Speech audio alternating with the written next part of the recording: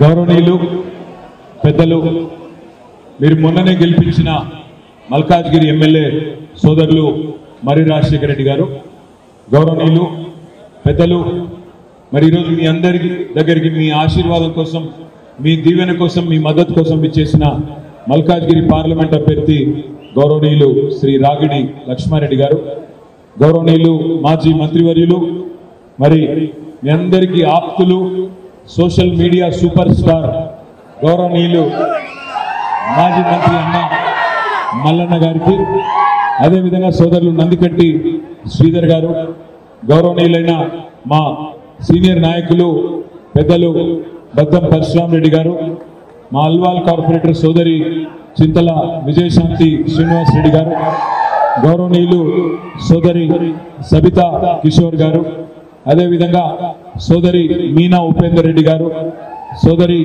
సునీత రాము యాదవ్ గారు, ఇంకా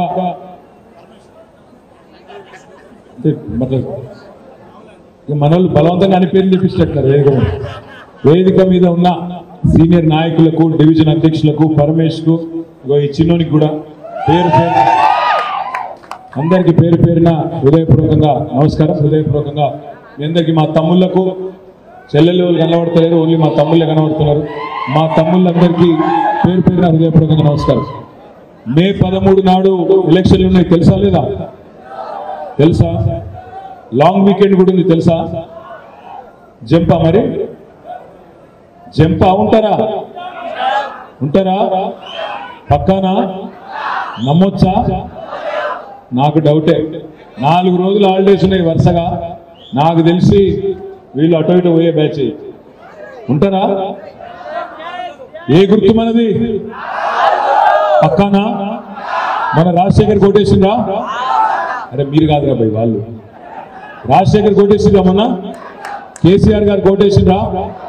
ఎట్లుంది మరి కాంగ్రెస్ ప్రభుత్వం? బాలేదా? కరెంటు పోతుందా? కరెంటు పోతుందా? రోజు 6 గ్యారెంటీలు ఏంటో తెలుసా మీకు?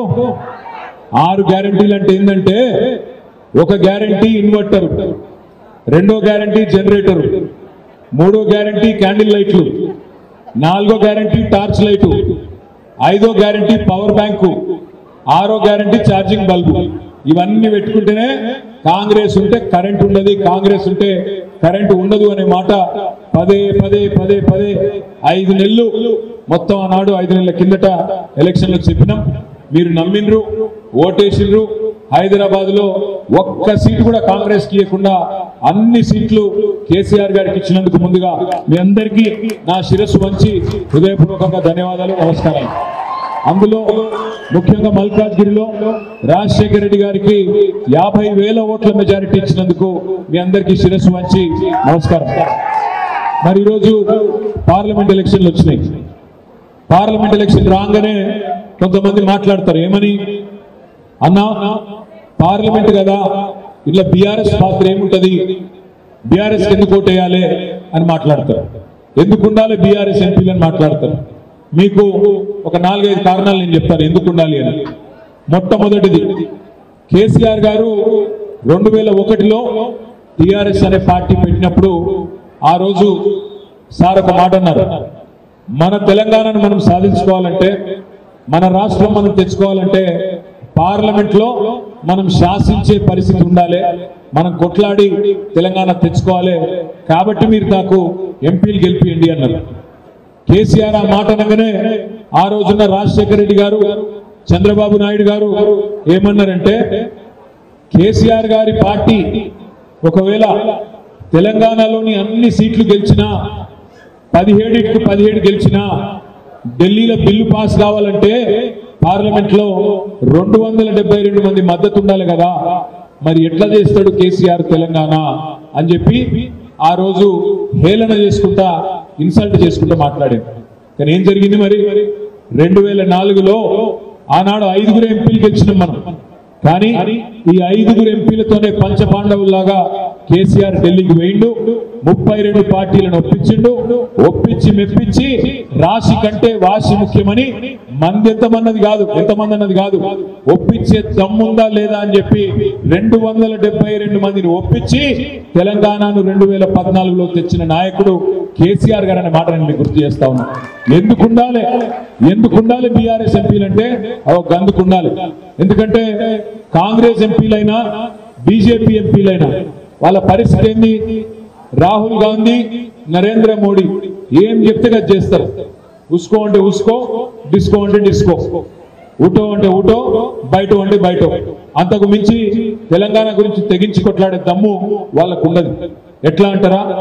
ఇప్పుడు నాకున్న ఇన్ఫర్మేషన్ ఏంటంటే జూన్ 2 తారీఖు తర్వాత, అంటే తెలంగాణ ఏర్పడి 10 ఏళ్ళు నిండుతుంది ఈ జూన్ 2వ తారీఖు.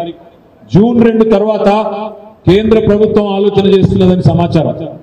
10 ఏళ్ళు ఉమ్మడి రాజధానిగా ఉన్న హైదరాబాద్ ను రేపటి రోజున కేంద్ర పాలిత ప్రాంతం చేసి తన గుప్పిట్లో పెట్టుకోవాలి, యూనియన్ టెరిటరీ చేయాలని భారతీయ జనతా పార్టీ అదేవిధంగా ఇప్పుడున్న కేంద్ర ప్రభుత్వం ఆలోచన చేస్తా ఉన్నది. మరి రేపు కేంద్ర పాలిత ప్రాంతం అయితే ఏమవుతుందంటే హైదరాబాద్ లో మీకు ఒక చిన్న విషయం చెప్తా. మీ పక్కనే మల్కాజ్గిరి పక్కకే ఉంటది కంటోన్మెంట్. జూబ్లీ బస్ స్టాండ్ నుంచి ఇటు కరీంనగర్ పోయే రోడ్డు మీ అల్వాల మీకెళ్ళి పోతుంది. అక్కడ ఒక స్కైవే కడదాం, హైదరాబాద్ లో 36 ఫ్లైఓవర్లు కట్టినాం కదా, అట్లనే బ్రహ్మాండమైన ఒక 11 కిలోమీటర్ల స్కైవే కడదామని చెప్పి 10 ఏళ్ళు ప్రయత్నం చేసింది. అట్లాగే ఇటు పాట్నీ నుంచి కొంపల్లి దాకా ఒక స్కైవే కడదామని చెప్పి 10 ఏళ్ళు ప్రయత్నం చేసినాం. కానీ మధ్యలో ఉండే కంటోన్మెంట్ ఏరియాలో ఏవైతే డిఫెన్స్ ఏరియాలు, రక్షణ శాఖ భూములు ఉన్నాయో, డిఫెన్స్ వాళ్ళ మిలిటరీ వాళ్ళ భూములు ఉన్నాయో వాళ్ళు ఇవ్వవలసింది కేవలం 100 ఎకరాలు. మనం రోడ్డు విస్తరించి రోడ్డు వైడెన్ చేసి స్కైవే కట్టాలంటే వాళ్ళ ల్యాండ్స్ తో ఎఫెక్ట్ అవుతున్నాయి. 10 ఏళ్ళు అడిగినాం, ఇంచు జాగియలే. 100 ఎకరాలు ఇస్తే 500 ఎకరాలు ఇస్తామని చెప్పినాం, ఇయ్యలేదు. ఎందుకు చెప్తున్నా ఈ మాట అంటే కేంద్ర పాలిత ప్రాంతం కింద హైదరాబాద్ అయితే ఇక్కడ ఒక చిన్న మోరీ కట్టాలన్నా, చిన్న నాలా కట్టాలన్నా, చిన్న రోడ్ వేయాలన్నా మన జుట్టు తీసుకుపోయి ఢిల్లీ చేతులు పెట్టినట్టయితుంది. ఒక చిన్న పని కూడా చేసుకునేందుకు అవకాశం ఉండదు. దానికి ఉదాహరణ ఎట్లా అయితే మీ మల్కాజ్గిరి నియోజకవర్గంలో, మీ కంటోన్మెంట్ నియోజకవర్గంలో భూములు ఇవ్వకుండా మనల్ని కేంద్ర ప్రభుత్వం ఆగం చేసిందో అదే ఉదాహరణ.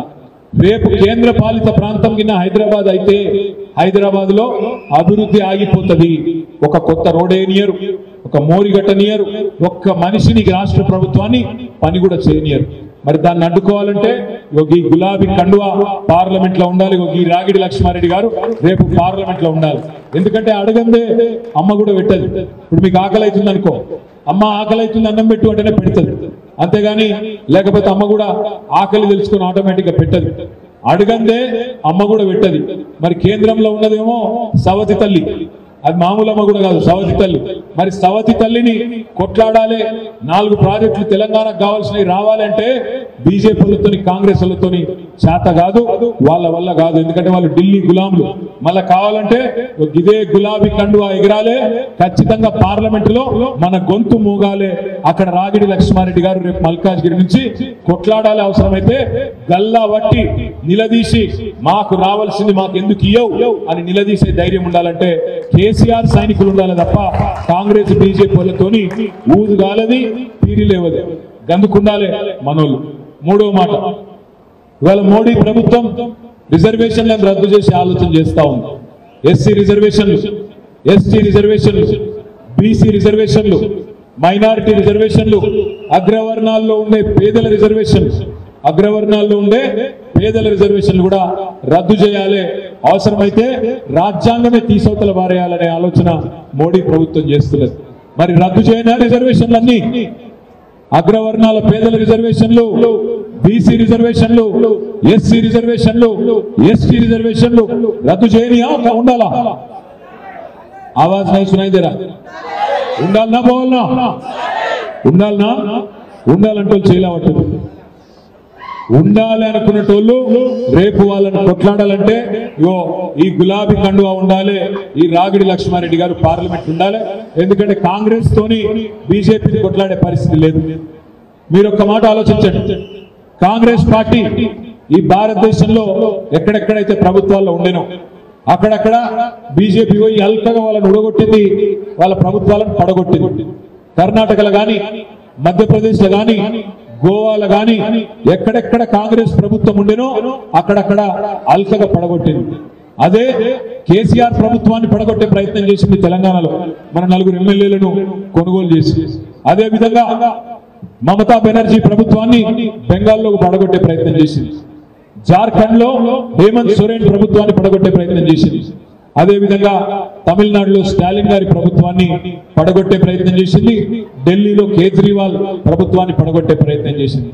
బీజేపీ ఎక్కడెక్కడైతే కాంగ్రెస్ ప్రభుత్వం ఉండేనో అక్కడనేమో అల్కగా పడగొట్టగలిగింది. కానీ ఎక్కడెక్కడైతే గట్టి లీడర్లు ఉండేనో, కేసీఆర్ లాగా, కేజ్రీవాల్ లాగా, స్టాలిన్ లాగా, మమతా బెనర్జీ లాగా, హేమంత్ సోరెన్ లాగా అక్కడ బీజేపీ ఆటం సాగలేదు. ఈ మాట ఎందుకు చెప్తున్నా అంటే, ఎందుకు ప్రాంతీయ శక్తులు బలంగా ఉండాలి, ఎందుకు లీడర్లు గట్టిగా ఉండాలంటే, రాహుల్ గాంధీతోని మోడీని కొట్లాడే దమ్ము ఆయనకు లేదు. రాహుల్ గాంధీ వల్ల కాదు. అందుకే మిమ్మల్ని నేను ప్రార్థించేది, మిమ్మల్ని రిక్వెస్ట్ చేసేది, నేను మిమ్మల్ని అందరిని అడిగేది ఏంటంటే, ఈ 5 నెలల్లో కేసీఆర్ ప్రభుత్వం దిగిపోయిన తర్వాత 5 నెలల్లో మీ అందరిని నేను ఒక్కడే ప్రశ్న అడుగుతా, సిన్సియర్గా చెప్పండి, సిన్సియర్గా సమాధానం చెప్పండి. కేసీఆర్ ప్రభుత్వం ఉన్నప్పుడే బాగుండే అనుకునేటోళ్ళు ఒక్కసారి చేయలేవట. పక్కానా? పక్కానా? నేను అడిగినందుకు మోమాటానికి లేవాడుతున్నాను. అయితే థ్యాంక్ యూ. అయితే నేను మీకు ఒక చిన్న ఉపాయం చెప్తా. మీరు చేయవలసిందల్లా ఒక్కటే, కేసీఆర్ ఉన్నప్పుడే బాగుండే అనుకుంటే మీరు మే 13 నాడు మాకు ఓటేయండి, 10-12 ఎంపీలు ఇవ్వండి. 6 నెలల్లో తిరిగి కేసీఆర్ 6 నెలల్లో తిరిగి రాష్ట్ర రాజకీయాన్ని శాసించే పరిస్థితి వస్తుంది. 6 నెలలనే తిరిగి రాష్ట్ర రాజకీయాన్ని కేసీఆర్ గారు శాసించే పరిస్థితి వస్తుంది. ఓటేసేటప్పుడేమో వేరే వాళ్ళకి వేసి ఆ తర్వాత బాధపడితే లాభం లేదు. ఇవాళ ఇక్కడ ఉన్న అభ్యర్థులను కూడా మీరు ఆలోచన చేయాలి. మల్కాజ్గిరిలో ఇవాళ కాంగ్రెస్ అభ్యర్థి, ఆమె పాపం మీ ఊరు కాదు, తాండూరు. ఆమె ఈ సీటు కూడా అడగలేదు. ఆమె అడిగింది చేవెళ్ళ. బలవంతంగా తెచ్చుకొని రుద్దిండ్రు. ఆమెకి ఇక్కడ ఎవరు తెలియదు. నా జాన్ నా పహచాన్ ఆగే హమారే బన్నే మెహమాన్.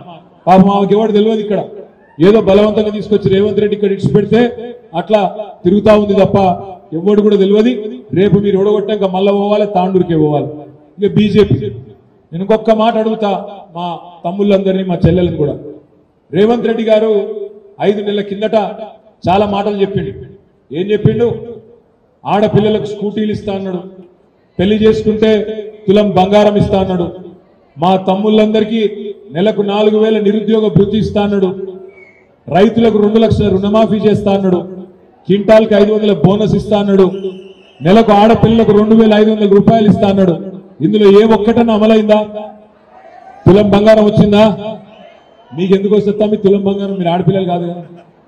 తులం బంగారం రాలే, నెలకు 2,500 రాలే, ముసలులకు 4,000 పడలేదు, ఆడపిల్లలకు స్కూటీలు రాలేదు, రైతుకు రుణమాఫీ జరగలేదు.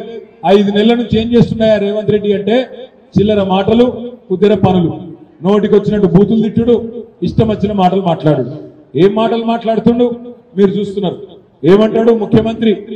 నేను లంకె బిందెలు ఉంటాయనుకొని వచ్చినా, ఇక్కడ లంకె బిందెలు లేవు, ఖాళీ కుండలు ఉన్నాయి అని చెప్పి రేవంత్ రెడ్డి గారు ఇక్కిలిస్తా ఉన్నాడు. నేను అడుగుతా ఉన్నా, మీరు చెప్పాలి నాకు. లంకె బిందెల కోసం గడపారలు పట్టుకొని, తట్టపారలు పట్టుకొని, అర్ధరాత్రి నెత్తి మీద బట్ట కప్పుకొని ఎవరు తిరుగుతారు? పాడుబడ్డ గుడులలో, పాడుబడ్డ గడిలలో. ఎవరు వినబడతలేదు?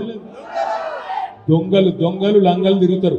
లంక బిందెల కోసం వాటిని ఎతికేందుకు గవాళ్ళు తిరుగుతారు. మరి రేవంత్ రెడ్డి గారు ఇదివరకు ఏం చేస్తున్నారో నాకు తెలియదు. ఆయన భాష ఏంది నాకు అర్థం కాక అడుగుతా.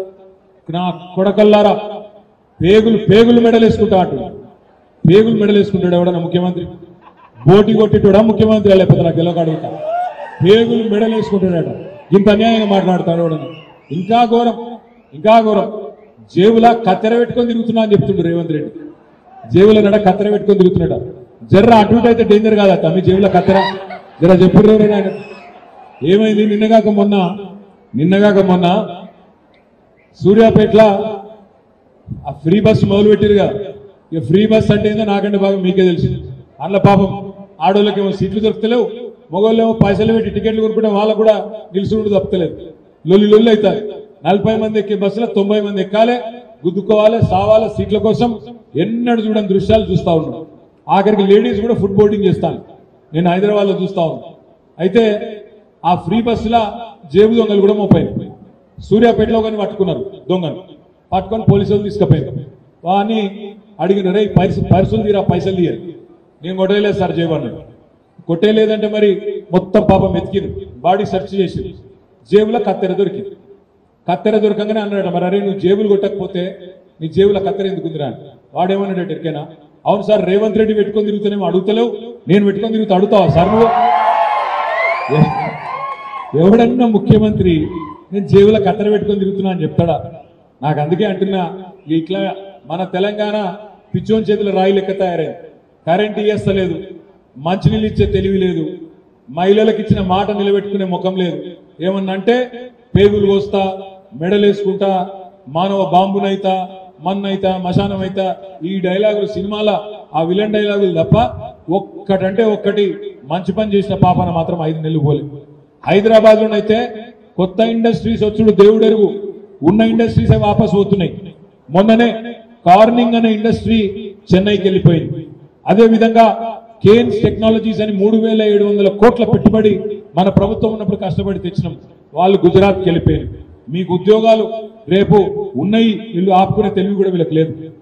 ఫార్మా సిటీ మనం మొత్తం తయారు చేసి పెడితే దాన్ని రద్దు చేసి పారేసింది. అందుకే నేను అడిగేది, ఇట్లా తెలివి తక్కువలకు అవకాశం ఇస్తే పరిపాలన చేత కాదు, కేవలం బూతులు తిట్టుడు మాత్రమే తెలిసిన వాళ్ళకి అవకాశం ఇస్తే కరెంటు రాదు, మంచినీళ్లు ఉండయి, ఉద్యోగాలు రావు, రియల్ ఎస్టేట్ డమాలు, ఇచ్చిన ఒక్క గ్యారంటీ నిలుపుకున్న ముఖం లేదు. ఇక బీజేపీ వాళ్ళు ఉన్నారు, వాళ్ళు ఇవాళ పోటీ పడుతున్నారు. ఇక్కడికి వచ్చిన మా తమ్ముళ్ళని అడుగుతా ఉన్నాం, ఏం చెప్తారు బీజేపీ వాళ్ళు? ఓటు ఎందుకు వేయాలి అంటే జై శ్రీరామ్ ఒకటే చెప్తారు, అంతేనా? ఇంకేమైనా ఉందా? 10 ఏళ్ళు ప్రధానమంత్రిగా పనిచేసిన వ్యక్తి, 10 ఏళ్ళు, 1 కాదు 2 కాదు, 10 ఏళ్ళు ప్రధానమంత్రిగా పనిచేసిన వ్యక్తి ఒక్క పని చూపెడతాడా హైదరాబాద్ లో? ఈ పని చేసింది నా ప్రభుత్వం కాబట్టి నాకు ఓటేయండి అని ఒక్క పని చేసిండా? ఒక్క ఇన్స్టిట్యూషన్ కట్టిండా? ఒక దవాఖాన కట్టిండా? ఒక గుడి కట్టిండా? ఒక పరిశ్రమ తెచ్చిండా? ఎందుకు ఓటేయాలంటే ఒకటే ఒక్కటి, రామ మందిరం కట్టినాం, ఇక బుద్ధుడు. నేను 10 ఏళ్ళు ప్రధానమంత్రి పదవి ఇచ్చిన ఒక్క హామీ నిలబెట్టుకోలేదు. వీడికి వస్తుంటే నేను చూసిన బస్ స్టాప్ల మీద రాసిండు మోడీ గ్యారంటీ అని రాసిండు కదా, మొత్తం ఊరంతా మోడీ గ్యారంటీ. మీరు 10 ఏళ్ల కింద చిన్నపిల్లలు మీకు తెలియదు కాబట్టి చెప్తున్నా, 10 ఏళ్ల కింద కూడా ఈ బడాబాయ్, ఈ పెద్ద మనిషి ఇట్లనే డైలాగులు కొట్టిండు. ఏమన్నాడు తెలుసా? ఆ రోజు నాకొక్కసారి ప్రధానమంత్రిగా అవకాశం ఇవ్వండి, నల్లధనం మొత్తం, బ్లాక్ మనీ మొత్తం వెనుకకు తెచ్చి ప్రతి కుటుంబానికి భారతదేశంలో 15 లక్షల రూపాయలు ఇస్తా అని చెప్పిండు 2014లో నరేంద్ర మోడీ. ఇచ్చిండా? వచ్చిన 15 లక్ష ఎవరికన్నా? సంవత్సరానికి 2 కోట్ల ఉద్యోగాలు ఇస్తా, 2 కోట్ల ఉద్యోగాలు ఇస్తా అని చెప్పిండు సంవత్సరానికి. మరి 10 ఏళ్ళు అయింది, 20 కోట్ల ఉద్యోగాలు ఇవ్వాలి, ఇచ్చిండా? ఇయ్యలేదు. రైతుల ఆదాయం డబల్ చేస్తా అన్నాడు, రైతుల ఆదాయం 2022 సంవత్సరం కల్లా డబల్ చేస్తా అన్నాడు, అది కూడా దిక్కులేదు. బుల్లెట్ రైళ్లను ఉరికిస్తా భారతదేశంలో అన్నాడు, అది కూడా దిక్కులేదు. ఇండియాను $5 ట్రిలియన్ ఎకానమీ చేస్తా అన్నాడు, అది కూడా దిక్కులేదు. అన్నిటికీ మించి ఒక మాట చెప్పిండు, నేను ధరలను తగ్గిస్తున్నా, పెరుగుతున్న ధరలను తగ్గిస్తా అన్నాడు. నేను ఒక మాట అడుగుతా ఉన్నా, పెట్రోలు మోడీ గారు వచ్చినాడు పెట్రోల్ ధర 70 రూపాయలు, ఇవాళ ఎంత అయింది పెట్రోల్ ధర? ఇక్కడ అందరూ బండ్లున్న వాళ్ళందరూ శైలా ఉంటారు, ఒకసారి సొంత బండ్లున్న వాళ్ళు అందరికి ఉన్నాయి. బండ్లున్న వాళ్ళందరూ నేను అడుగుతున్నా, మోడీ వచ్చినాడు 2014లో పెట్రోల్ ధర 74, ఇవాళ 110 రూపాయలు. ఏమైతుంది? పెట్రోల్ డీజిల్ రేట్లు పెరిగితే కూరగాయలు పెరుగుతాయి ధరలు, పప్పు ధర పెరుగుతుంది, ఉప్పు ధర పెరుగుతుంది, నూనె ధర పెరుగుతుంది, చింతపండు పెరుగుతుంది, బస్ కిరాయిలు పెరుగుతాయి, మీ జేబు ఖర్చు కూడా పెరుగుతుంది. మరి ఎట్లా పెరిగినాయి పెట్రోల్ డీజిల్ ధరలు మీకు తెలవాలి. 2014లో మోడీ ప్రధానమంత్రి అయినాడు, ఎందుకంటే మన భారతదేశంలో క్రూడ్ ఆయిల్ దొరకదు. క్రూడ్ ఆయిల్ అంటే ముడి చమురు, మన దగ్గర పెట్రోల్ డీజిల్ డైరెక్ట్ గా దొరకదు.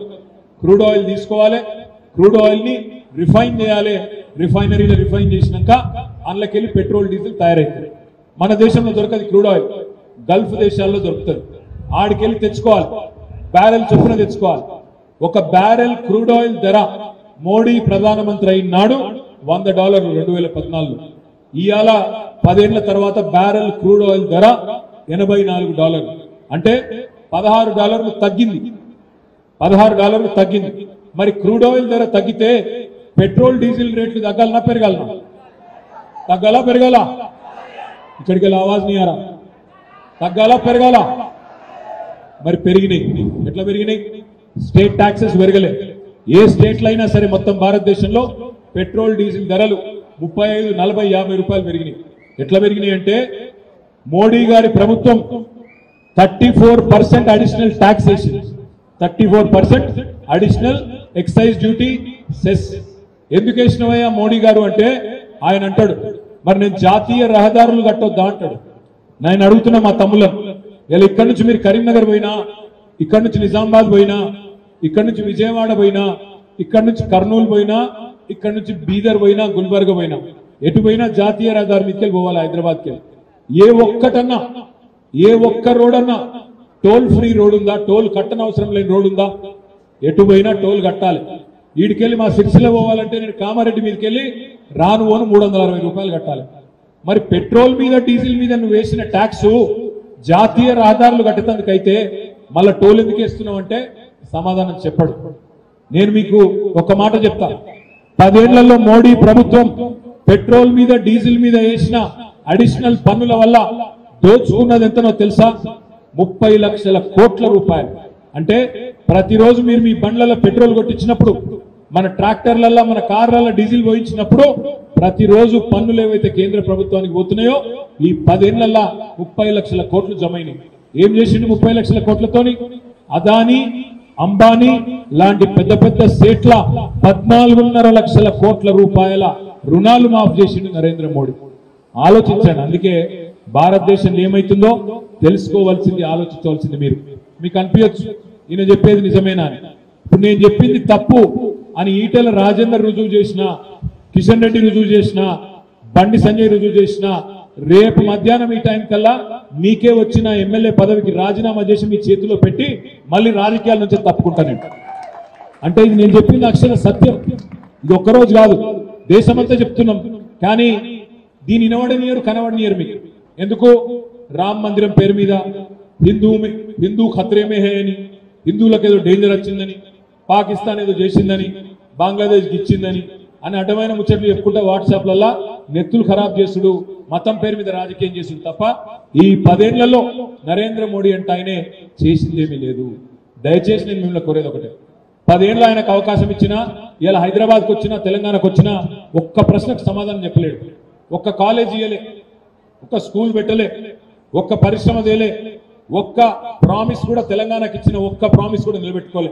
మన కాళేశ్వరం ప్రాజెక్టుకు కానీ, పాలమూరు రంగారెడ్డి ఎత్తిపోతల పథకానికి కానీ జాతీయ హోదా ఇస్తా అన్నాడు, అది కూడా నిలబెట్టుకోలే. మరి ఎందుకు వేయాలి మనం ఈటెల రాజేందర్ గారి కోటు? 60 రూపాయల డీజిల్ని 105 చేసినందుక, 74 రూపాయల పెట్రోల్ను 110 చేసినందుక, లేదా మన ముక్కు విండి ఆ పైసలు తీసుకుపోయి అదానికి, అంబానీకి చేతులు పెట్టినందుక? ఎందుకు వేయాలి ఓటు? ఆలోచించండి. మీకు కావలసిన గవర్నమెంట్, మీకోసం పనిచేసే గవర్నమెంట్ మీకు ఉండాలంటే, మీకు నచ్చిన నాయకులు మీ మధ్యన ఉండాలంటే మిమ్మల్ని నేను కోరేది ఒకటే, రామ్ మందిర్ అనగానే ఆగం కావద్దు, అయోధ్య ఫోటోలు రాగానే ఆగం కావద్దు. గుడి మనం కూడా కట్టినాం. గుడి మనం కట్టలేదు. ఆ యాదగిరిగుట్టలో పక్కనే కేసీఆర్ గారు 4 ఏళ్ల కిందటనే యాదాద్రి లక్ష్మీ నరసింహస్వామి దేవాలయం కట్టలేదా? ఎన్నడన్నా దేవాలయాన్ని అడ్డం పెట్టుకుని రాజకీయం చేసినామా? దేవుడిని అడ్డం పెట్టుకుని రాజకీయం చేసినామా? అయినా రాముడు ఏం చెప్పిండు? శ్రీరాముడు దేవుడు. రాముడు కూడా ఒక మాట చెప్పిండు, రాజధర్మం పాటించమన్నాడు. రాజధర్మం అంటే ఏంది? నీ పరిపాలనలో అందరిని ఒకటే తిరిగి చూడాలి. హిందువైనా, ముస్లిం అయినా ఒకటే తిరిగి చూడాలి. అదే విధంగా గుజరాత్ అయినా, తెలంగాణ అయినా ఒకటే తిరిగి చూడాలి. కానీ ఈ ప్రధానమంత్రి వైఖరి అట్లా లేదు. హైదరాబాద్ కు వరదలు వస్తే నయా పైసా సాయం చేయడు, గుజరాత్ కు వరదలు వస్తే 1000 కోట్లు సాయం చేస్తాడు. అందుకే మా మల్కాజ్గిరి తమ్ముళ్ళందరూ నేను కోరేది, ఆగం కాకండి, ఆలోచించి ఓటేయండి. దయచేసి ఓటుకు రండి. ఎందుకంటే లాంగ్ వీకెండ్ ఉంది కదా, 4 రోజులు సెలవు ఉన్నాయి కదా, దీన్ని కూడా సెలవు తీసుకుందాం అనుకుంటే 5 ఏళ్లు బాధపడే పరిస్థితి వస్తుంది. మనకిష్టం లేని నాయకులు లంగలు దొంగలు రాజ్యం వెళ్తారు, మళ్ళొక్కసారి మోసపోతాం. రేవంత్ రెడ్డి గారు 2023లో మోసం చేసిండు, మోడీ గారు 2014లో మోసం చేసిండు. మరి ఇద్దరు మోసగాళ్లకు ఒకటే ఓటుతో బుద్ధి చెప్పొచ్చే అవకాశం ఇవాళ మీకు మే 13 నాడు ఉంది. మరి కేసీఆర్ గారు ప్రత్యేకంగా ఒక మంచి మనిషి, మరి మీలో ఒకడు రాగిడి లక్ష్మారెడ్డి గారిని మీ దగ్గర పంపించిండు. మీలో ఒకడు రాగిడి, ఎందుకంటే రాజేందర్ గారిది హుజూరాబాద్, సునీత గారిది తాండూరు, ఇద్దరు పొలిటికల్ టూరిస్టులే. మే 13 తర్వాత మళ్ళా కనబడరు మీకు, మళ్ళా వాళ్ళ ఊర్లోకి వెళ్ళిపోతారు. ఈయన మాత్రం ఇక్కడనే ఉప్పల్లో ఉంటాడు, మల్కాజ్గిరిలో ఉంటాడు. మీరు ఏ సమస్య ఉన్నా రేపు పిలిస్తే వస్తాడు. రాజశేఖర్ని గెలిపించిండ్రు, లక్ష్మారెడ్డి గారిని కూడా గెలిపిస్తే ఇద్దరు కూడా మంచిగా జోడెద్దుల మాదిరిగా కలిసి కేంద్ర రాష్ట్ర ప్రభుత్వాల మెడలు వంచే పని తప్పకుండా చేస్తాం. దయచేసి మే 13 నాడు వచ్చి కారు గుర్తు కోటేసి లక్ష్మారెడ్డి గారిని గెలిపించాలని మనస్ఫూర్తిగా మీ అందరినీ వేడుకుంటూ పేరు పేరున నమస్కారాలు తెలియజేస్తూ జై తెలంగాణ.